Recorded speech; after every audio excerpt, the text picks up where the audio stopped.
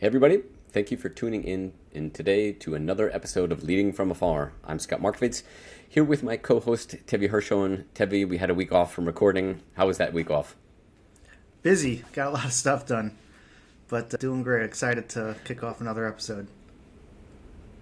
Yeah, indeed. So today's going to be a real treat. We're kicking off a new series today about asynchronous communication, what it is, why use it, and the tools to be successful at it. So we're stoked to be joined by the king of async, Amir Salihefendić, who's the CEO and co-founder of Doist. Amir has been a long-time passionate advocate about using async communication, so much so that you built a tool for it, and I think we'll dig into that specifically later. But Amir, usually the way that we start off is maybe telling everybody a little bit more about yourself. I don't think that you really need an introduction, but go for it, and a little bit about the origin story of Doist. Sure. Thank you for having me here. It's a pleasure. I'm a really asynchronous fanatic. It's a kind of a religion and not really anything else by this point. Yeah. So a bit about myself. I was born in Bosnia in a small town it's where the Kingdom of Bosnia was thousands of years ago. It's a super small town. My family lived there for a long time. Then a war came and we had to refugee. We went to Denmark and I grew up in Denmark, studied there and lived there for most of my life. At some point, I got into programming and creating projects and stuff. And that's how I ended up creating a to-do list for myself. I have basically created this to-do list and kept doing it for over 10 years.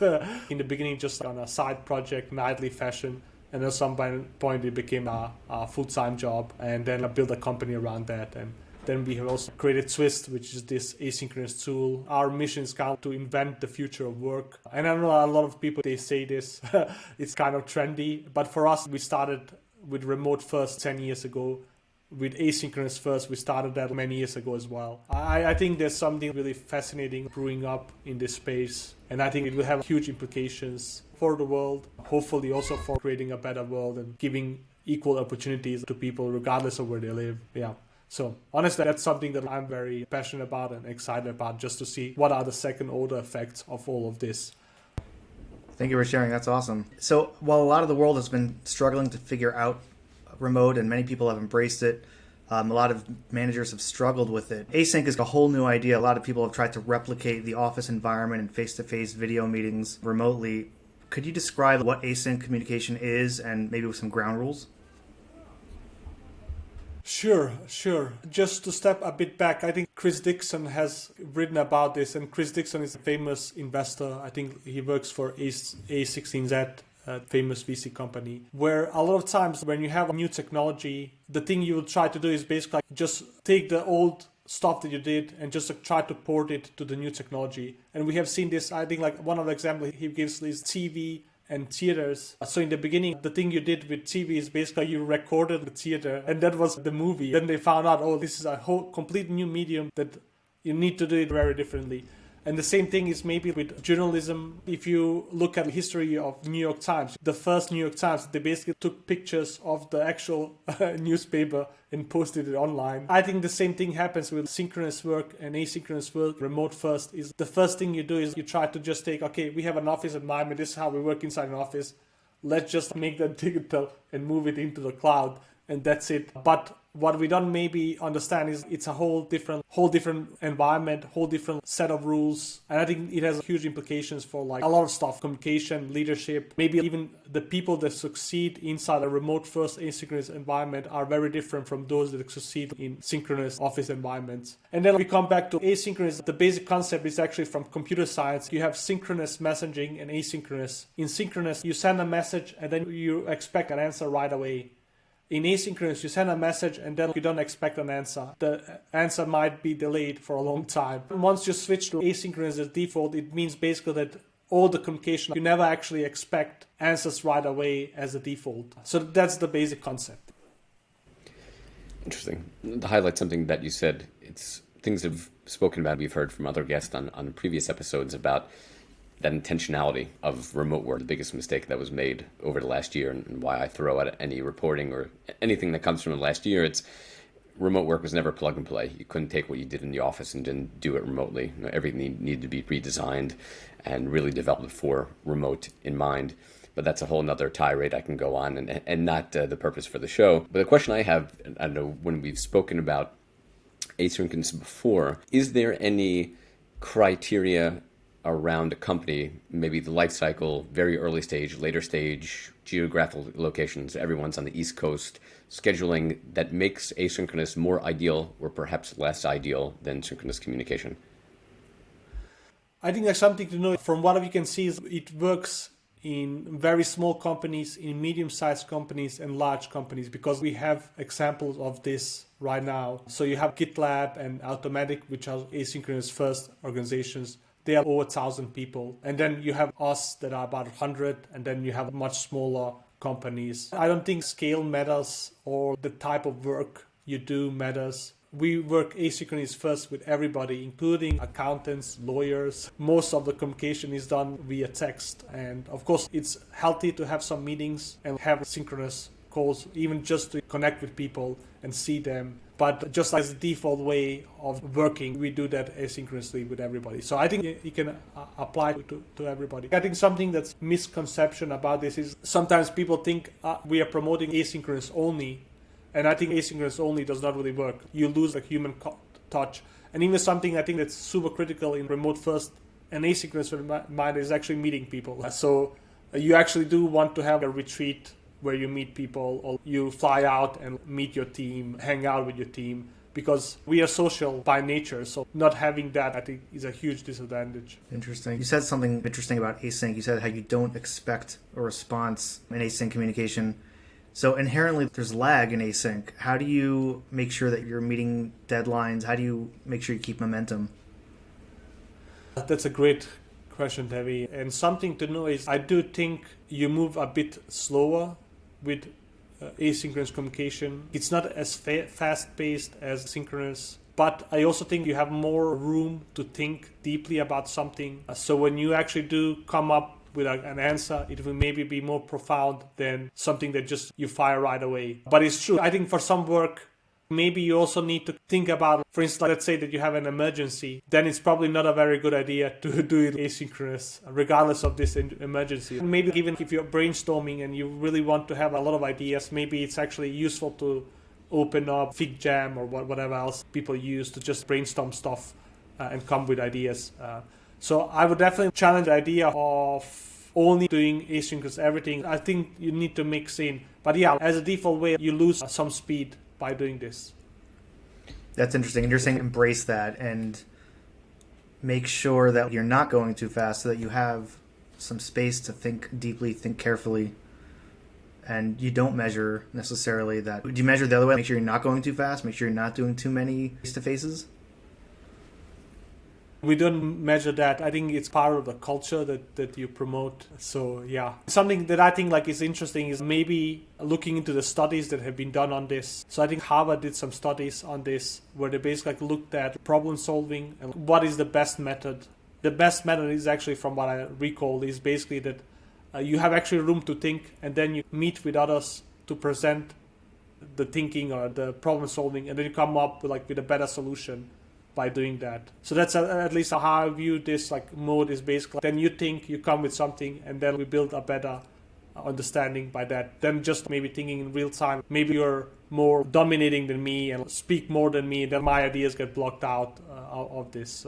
There's a lot of implications here that is maybe implied by this way of communicating and thinking. That's an interesting point about the domination. You said before that at Doist you default to a text-based asynchronous communication style.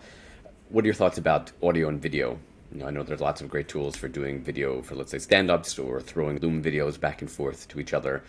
Do you guys use audio and video within Doist for some async communication? And is there a right place format for it? Yeah, Scott, that's an excellent question. And honestly, I think we are just mastering the written form of asynchronous. But I think asynchronous video and voice has a lot of power as well.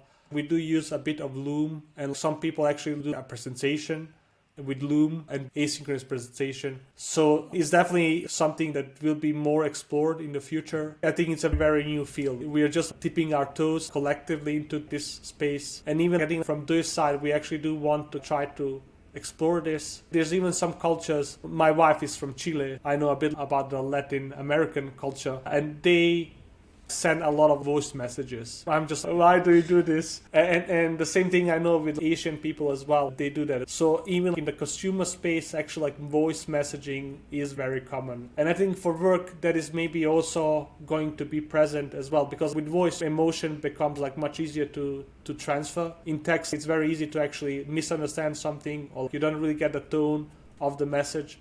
And then you get mad, or you think somebody has insulted you, or whatever problems that can arise by this. Video and voice, I think, are very good on emotional level, but I still think there's not much that beats a very well-written, well-thought-out document that you have spent some hours on crafting, and then you share this, because then your best ideas are presented there.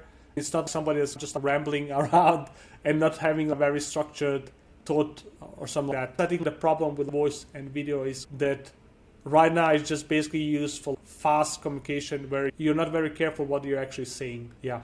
And maybe with some tools that can help you create better video and audio content. Yeah. To touch on what you mentioned, I want to switch gears into the leadership and management portion. How do you make sure that your message is being received the way you intend, that your tone isn't being misunderstood, especially in a remote async environment? If somebody just comes to the desk, if they're unhappy or upset from something unrelated to work, they could just totally misread something in the wrong tone. That is a very good point, Devi. If I need to deliver some hard feedback, I try to do that via a call. I think like it's very dangerous if you do it in text only, or even worse, if you do that in a public forum. We do very little of public shaming. If you need to deliver something hard for a person, do it privately, do it in a call. So that's at least what has been our culture from the beginning. And I think if you don't do that, I've been reflecting a lot on the Basecamp situation. Maybe that's the problem. They should actually have de-escalate this issue, maybe have a one-on-one small conversation and not text only. So that's also something that I'm still reflecting on, is how can you actually like prevent that, or how can you actually go in and solve it before it becomes this huge bomb that goes off. That's something I'm actually actively thinking about. Maybe text is not really the best for all of the communication, especially if it's sensitive or something. I think intellectual things, presenting some kind of argument for why this UI or this product should go in this direction, you can be very open and even hurt somebody's feelings on that if it's kind of like an intellectual level. But if it becomes very personal, then text can be very dangerous. That's at least my current thinking about this. Yeah, if you want maybe to pull that out a little bit further from the employee side, it's obviously ingrained within the culture to use async communication, but how do you keep your finger on the pulse within the company to make sure that the team is a fan of using async, or things are moving too slow? How do you ensure that the team is actually happy using that form of communication as time goes on? Yeah, Scott, that's a good question. And something to know is the current asynchronous organization, we don't have a lot of companies that have over 50 people, but most of them that have GitLab, Buffer maybe to some extent, Zapier, the employee retention is over 90%. So most people don't actually leave. And I think that tells you a bit about how happy people are about this asynchronous first way of doing stuff. So that's one thing. And maybe something that we encourage people, and we have had this multiple times, is radical candor. So when people are unhappy, they should just voice it up, bring it up to the table. We encourage this type of feedback. And actually at some point our head of marketing, Brenna, had this idea of just eliminating all meetings and just going all in on asynchronous. And then maybe a bit into this, she was just, folks, this sucks. I can't really connect with my team. I can't connect with people. This is a mistake. We were reflecting on that and we figured out we can't be too extreme on this. So I think open dialogue and having people that can actually go in and challenge and tell you how things are is very important. That's something that we encourage. Sometimes people can bring up some issues that you're maybe not aware of, or maybe you're not even a fan of them. You kind of need to tackle that as well and try to see it from their side. Especially in a company that's so diverse as Doist, we have a lot of different people, a lot of different backgrounds, religions, cultures. Something that has surprised me is how few conflicts we have had. We had retreats where we have Russians and Americans partying together. That is usually our recipe for a disaster, but it isn't for us. And I definitely agree that meetings suck. Not a fan of meetings in the least bit. Evie and I are both on board with your methodology of async is the way to go. But there are plenty of companies that have a misconception or get it wrong. What do you think they get wrong about the idea of async communication? Top 3 things that people hate is they think that doesn't really work is speed. I think Tavi touched on that. The second one is you can't really build connections, or the culture will be weak in asynchronous first companies. And maybe the third one is because it's slower, it won't be that effective. Most people will get blocked and you will not be able to handle emergencies. And there's a lot of catastrophic scenarios where you don't really think you can take things slower and more reflective. Then as soon as possible, everything needs to go fast. That is the default way that companies operate right now. Yeah. So that would be my top 3 of stuff that people always flag or are unsure about. Nice. So you're very vocal about the mission of Doist to reduce distractions and eliminate noise, help people focus. How do you, as CEO, reduce noise? You're very popular on Twitter and you write and you do podcasts. How do you reduce the noise but also make sure you don't reduce too much and you still stay connected to the team?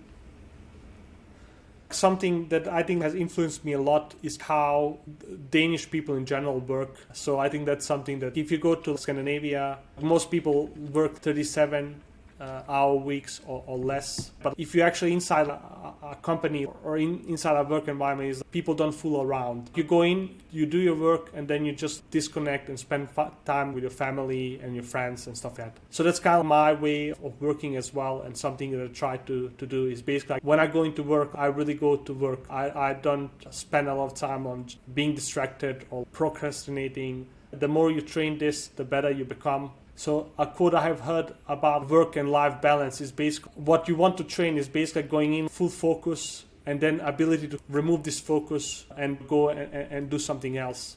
What I try to do in my daily life is basically focus on this. So if I'm focused on something, I'm just Zen mode where that's the only thing I think about. And I think that is where you create maybe better work, you think better. This said, that is the utopia because I'm still human. And sometimes for me, especially as a founder CEO, is disconnecting is actually really tough.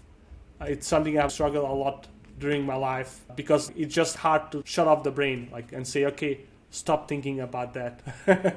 I have much easier time connecting and focusing on work than actually disconnecting from work, which is why I'm such a proponent of tools that kind of encourage disconnection and shutting stuff off, and why I'm very discouraged by this always on work culture, because for me then I'm working all the time and I can't really relax, and I'm pretty sure a lot of people can relate to this. So you see yourself going the other way. You are always trying to disconnect as opposed to the other way around. You feel you're able to focus on work a lot easier, and the practice is disconnecting. You're not worried that you're too disconnected. Exactly. Yeah. So for me, the problem isn't connecting, it's more how do I disconnect?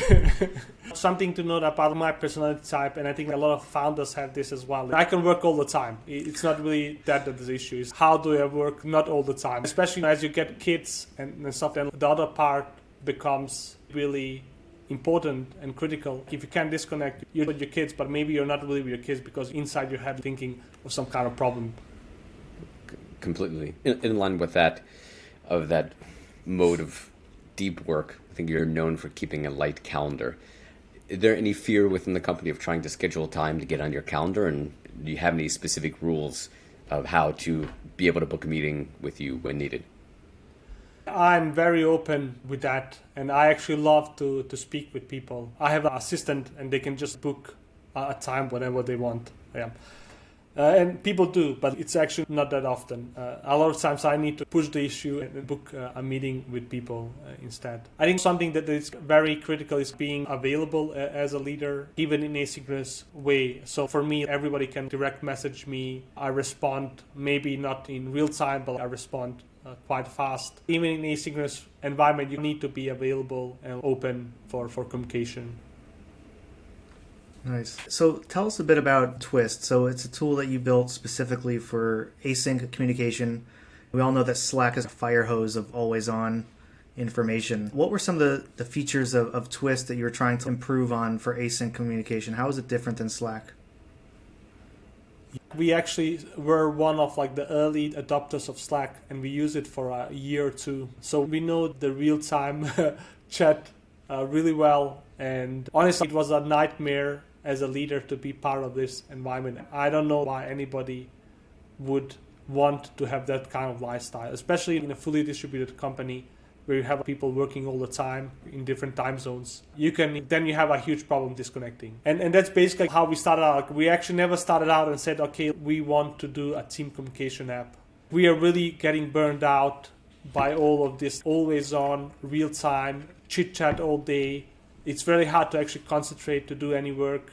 It's very hard to just go home and shut down the computer because discussions are happening, work is happening, and you need to be aware of that. We look on the market and there was nothing that kind of was anti that environment. Everybody was just copying Slack. And even right now, Microsoft Teams is basically like a Slack clone with very few innovations on its own. And even the innovation that they maybe added is even more synchronous communication via meetings. So it's a double nightmare. So that's why we did this. It was a very hard product decision to do because we are still a super small company and you must go in and fight and compete against companies that have billions and even unlimited resources. Microsoft, I don't know. They can hire 10,000 people without thinking much about it.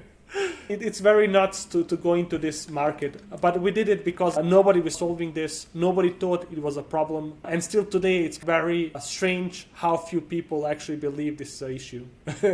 And that there's kind of another way to work and communicate and live. That is not time and not chit chat and not meetings all day long. That's why we have created Twist, and we are actually doing a new version right now where we are just going all in on this vision of how we imagine team communication should be. It's either going to be a huge success or it's going to be a huge flop. We are not going to leave a room in between. But honestly, for us, it has been a very hard journey because for Twist, it has not really a strong product market fit in the current iteration. And the reason why is asynchronous is still a niche. Most people still don't believe in it. It's only maybe this year and maybe the last couple of months where people are all asynchronous. There's something here. For us, we have been working on Twist for almost 6 years now. It has been a huge investment, and it's more a religion right now than a product strategy or a market strategy. We want to do this because we believe in it. We are just waiting for the market to wake up and say, okay, there's something here. We'll see. Or this will continue to being a super niche, and then we have just spent 10 years on working on something that is going nowhere. But we'll see. I love the idea of preaching the Bible of async communication being the future. And exactly as you said, it's been the last 6 months to 12 months as companies have gotten remote through COVID that people are like, hey, this might actually work, especially since so many companies had to throw in extra meetings, had to throw in extra touch points and have that never-ending nonsense. It definitely makes sense that this is the future, and building the tools now and preaching that idea of this is the best model to use is fantastic, and I love it. On one side, we spoke about Slack, the always-on approach leading to burnout within the team. So on the other hand, how does Twist foster and contribute to a more healthier communication within the team? Yeah, a lot of the stuff that you as a product designer or product person do is think about the patterns that you use inside the software. And a lot of the patterns that Slack uses, they are dark patterns to just increase engagement and make it a very addictive and fun experience. So what we have done is done anti-engagement. Of course, you need to have some fun to make communication enjoyable, but it should not be addictive. So for instance, in Twist, you can't really see when somebody's online or not.